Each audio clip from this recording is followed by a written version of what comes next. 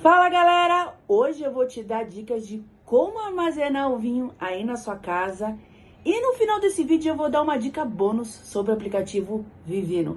Fica aí.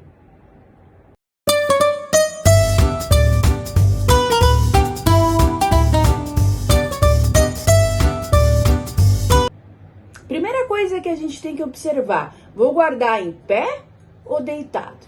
Depende. A vedação, ela é feita de rosca, tá? Ou então conhecida como screw cap. Aí não tem necessidade de eu guardar ele deitado, porque não vai ter a rolha de cortiça aqui para ter a microoxigenação. Mas isso eu vou deixar para falar um pouquinho desse detalhe quando eu trazer aqui para mostrar um vinho com tampa de cortiça. Então esse de rosca não tem, tá vedado, então não vai ter essa microoxigenação. Então tanto faz você guardar em pé ou deitado, tá bom? Então, inclusive, quem tem preconceito com tampa de rosca, tire isso da frente, tá? É um excelente tipo de vedação e, na minha opinião, o melhor, porque não tem nenhum tipo de, não pode entrar nada, nenhum tipo de contaminação, não vai ter nenhum problema da rolha, não vai surgir nenhum tipo de defeito do vinho por causa da vedação. Inclusive, vinhos sul-africanos, vinhos da Nova Zelândia e da Austrália, a grande maioria é com esse tipo de vedação, né? A cortiça está em extinção, então a tendência é que o produtor vá optar por esse tipo de vedação. Então, tem muita gente que fala, ai, não, vai perder todo o encanto de eu abrir. Balela, tá? Então, inclusive, a gente não abre o vinho assim, tá? A gente põe toda a mão aqui e roda. Ele abre muito mais fácil que você tentar ficar abrindo aqui. Inclusive, ó, eu tô fazendo força, ele não vai abrir. Você tem que buscar aqui e fazer, ó, abre dessa forma. Legal? Agora, eu tô com vinho vedado com rolha de cortiça. Como eu sei? Eu já tomei esse vinho, então eu sei. Se você não sabe, você corta aqui, porque eventualmente pode ter uma rolha de plástico. Aí você esquece tudo que eu vou falar agora. Então, se for uma rolha de cortiça, aí sim você pode manter ele deitado, porque a cortiça ela é mais porosa, né? Então, ela vai permitir uma microoxigenação do vinho com o ambiente. Então, em tese, ele vai continuar sempre evoluindo. Há uns estudos bem controversos sobre esse tema, falando que essa microoxigenação é muito pouca, tá? Mas, via de regra, sim, ela acontece e seu vinho fica em constante evolução quando deitado, tá? Então, o líquido está em contato com a rolha e tem essa troca. Outro ponto que se você deixar ele em pé, repara aqui que o líquido não está em contato com a rolha. Então, isso pode fazer com que a sua rolha resseque.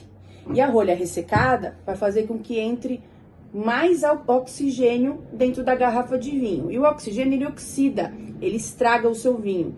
Então, é importante que você sempre deixe ele deitado para que a rolha também fique úmida, tá? Então, e uma coisa é que se você vai deixar um bom tempo ele guardado. Agora, se você vai tomar daqui 3, 5, 6 meses, e se for uma safra relativamente nova, aí não tem importância, tá? Então, aí eu tô falando para casos que você vai deixar ele guardado aí alguns aninhos na sua adega, tá bom? Outro ponto, aonde que eu vou guardar esse vinho em casa? Eu costumo falar que o vinho ele é um ermitão. Ele não gosta de ser incomodado, ele não gosta de luz, ele não gosta de variação de temperatura. Então ele tem que ficar num cantinho escuro, quietinho da sua casa. Não necessariamente uma escuridão, mas não pode ter incidência de luz. O que muitas vezes acontece é que as pessoas guardam seus vinhos na sacada. Eu já vi muitos projetos de adegas na sacada. E o que acontece na sacada? Fica o dia inteiro ali pegando luz. Muitas das vezes fica quente, ou durante o dia quente, à noite frio. Isso estraga seu vinho, você vai cozinhar seu vinho e depois você vai tomar esse vinho e falar, nossa, esse vinho não tá legal, mas porque você acondicionou esse vinho na tua casa de maneira errada. Então é ideal que, mesmo que você não tenha uma adega climatizada, por exemplo, você pode guardar num armário quietinho, guardadinho, que não vai ter aí tanta troca de temperatura e também não pode ser úmido, tá? Não, tem que ser um ambiente mais seco possível. Então escolha um cantinho quietinho da sua casa, deixa ele guardado ali e para não ficar também mexendo muito nele. Tem muitas pessoas que guardam vinho na geladeira. Eu também particularmente não gosto muito, porque lá vai ter trepidação, tem outros alimentos, tem muita troca, você abre e fecha aquela geladeira o dia inteiro, então eu não recomendo. A não ser que você vai, sei lá, tomar um vinho amanhã ou depois de amanhã e já deixa lá geladinho, aí tudo bem. Agora você usar a sua geladeira como um armário para vinho, aí eu não recomendo. Por mais que você também tenha uma adega climatizada e você vai colocar ela num lugar que fica pegando sol, você vai fazer que ela trabalhe muito que ela gaste muita energia e provavelmente ela não vai atingir aquela temperatura que ela tá mostrando no visor, tá? Então é importante que você pegue sua adega climatizada e também coloque ela num canto da sua casa, que não fique ali pegando sol, tá? Eu, por exemplo, não tenho uma adega climatizada, eu tenho aqueles tipo armarinhos de vinho, e eu deixo aqui num lugar que não fica pegando sol e fica bem no meio da minha casa, que não fica pegando luz da janela, tá? Eu também tenho em cima da minha geladeira, né? Porque cozinha a gente tem que tomar muito cuidado, né? Porque algumas pessoas guardam ali na cozinha do lado do fogão, que também fica muito quente. Então você ali tá cozinhando o teu vinho, né? Você vai tomar um vinho estragado. Então, por exemplo, eu tenho aqui em cima da minha geladeira, mas a minha cozinha, ela é cozinha americana, ela é aberta. Então não tem troca muito de temperatura. Então aquele vinho que fica lá em cima da geladeira, ele tá quietinho lá. Não vai ter variações de temperatura, nem tudo isso que eu acabei de mencionar. Tá legal? Agora, garrafa de espumante. Guardo deitado ou em pé? Em pé. Por mais que aqui seja rolha de cortiça, o espumante ele tem muita pressão. Então se você deixar ele deitado e eventualmente a gaiolinha aqui não tiver bem condicionada ou bem presa, ele pode explodir, tá? Já vi casos que a galinha não tá muito presa e o espumante abre. Então aqui o ideal é você guardar ele em pé. Ah, Camila, é a história que pode ressecar a rolha. O espumante, 99% das vezes, não é feito para guardar, tá? Então é para você tomar em 1, 2 anos no máximo, porque é importante que você tome ele o mais fresco possível. E são poucos os espumantes que chamam de vintage, que são para guardar. Aí é um papo para um outro vídeo. Então, via de regra, guarde seu espumante em pezinho aí na sua casa, que não tem problema nenhum. Agora, vinhos para guarda. Então, eu comprei um vinho aqui, que eu sei que eu quero consumir ele daqui uns bons anos. Primeiro, eu vou guardar num lugar quietinho, como eu mencionei anteriormente. E eu vou cortar este lacre aqui para também avaliar a qualidade da rolha, como é que ela tá. Porque quando ele tá preso assim, a gente não tá vendo a evolução do vinho, da qualidade da rolha. E eventualmente o que pode acontecer, a rolha for estragando ou for umedecendo. Então eu cortando o lacre, eu também vou vendo a saúde da rolha. E eventualmente eu não vou poder guardar esse vinho tão tarde, porque eu tô vendo a evolução da qualidade da rolha. Então é importante, se você for guardar, corte o lacre para você avaliar a rolha e depois, quando você for abrir, não ter uma péssima experiência, porque eventualmente a rolha estragou o vinho. Esse aqui é o Saldo Zinfandel dos Estados Unidos. Um vinhaço, vinhaço. 12 meses em carvalho. Um vinho para tomar devagarinho. Já teve na minha confraria, que eu coloquei ele num decanter. Ficou aí respirando por volta de 2 horas até eu servir. Vinhaço. São as últimas garrafinhas aqui no Brasil que eu tenho disponível. Caso você queira um vinho para guarda, um vinhaço para presentear, este é um belo exemplar. Tem um rótulo bem minimalista, né? Que saldo quer dizer, do latim, daqui e ali, porque é um blend de terroirs da Califórnia. Muito interessante esse vinho, vinhaço, aqui na Casa Hessel. Agora eu vou falar para vocês um pouco sobre o aplicativo Vivino. É um vídeo que eu gravei outro dia, até pensei se ia soltar ou não, mas eu falei, vou colocar como dica bônus desse vídeo, então confira mais a seguir.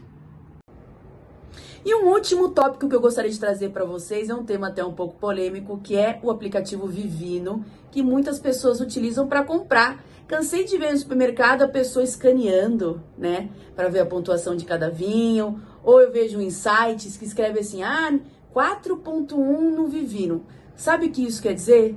Nada. Nada, nada, nada. Porque é muito complicado você comprar um vinho baseado numa opinião de uma pessoa que você não conhece. Não necessariamente aquele vinho vai ser bom ou ruim. Te explico por quê. Eu, Camila, um exemplo, gosto de vinho muito encorpado.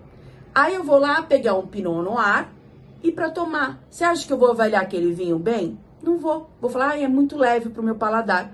Óbvio que a gente tá falando de um Pinot Noir, que é uma casca que normalmente produz vinhos mais leves. Aí, ao contrário, eu, Camila, gosto de vinho leve. Vou tomar um grande Malbec argentino. Eu vou avaliar aquele vinho bem? Não vou. Vou falar, nossa, para mim é muito estruturado, um vinho desequilibrado. Então, é muito comum você até ver, dentro da avaliação de um mesmo vinho, opiniões muito discrepantes. Porque a pessoa tá deixando enviesar o gosto pessoal dela, que você não conhece. Entende o que eu tô falando? Então, eu recomendo que você, se for se basear, se baseie em uma pessoa que você conheça.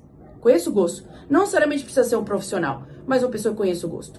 Porque eu, como profissional, se eu for avaliar um vinho, eu vou avaliar ele tecnicamente. E eu não posso deixar que o meu gosto interfira na avaliação daquele vinho. Entende o que eu tô falando? Então, é muito difícil você se basear no Vivino. Outro ponto que acontece muito é preço. 90% dos preços que estão no Vivino não corresponde com o preço original, porque todo mundo vai colocando o preço daquele vinho, ou seja, desde eu em São Paulo, alguém na Bahia, alguém no Amazonas, alguém na Europa, alguém nos Estados Unidos que vai colocar em dólar. Você entende que vai ter essas variações também de cotação, né? Então, às vezes, aquele vinho lá fora pode custar $1, $2, $3, e aqui pode custar 100 reais. Eu não vou entrar no mérito por que isso acontece, eu vou deixar para um outro vídeo, isso muito por causa da carga tributária no Brasil, que é muito grande, mas isso é um assunto para outro vídeo. Então, por aí, e eu acho complicado, porque a Vivino também começou a vender vinho, né? Como é que você vai confiar na avaliação também de alguém que vende vinho? Será que ela vai avaliar mal? Vai deixar que avalie mal os vinhos que ela mesma vende? Deixa aí o questionamento, entende?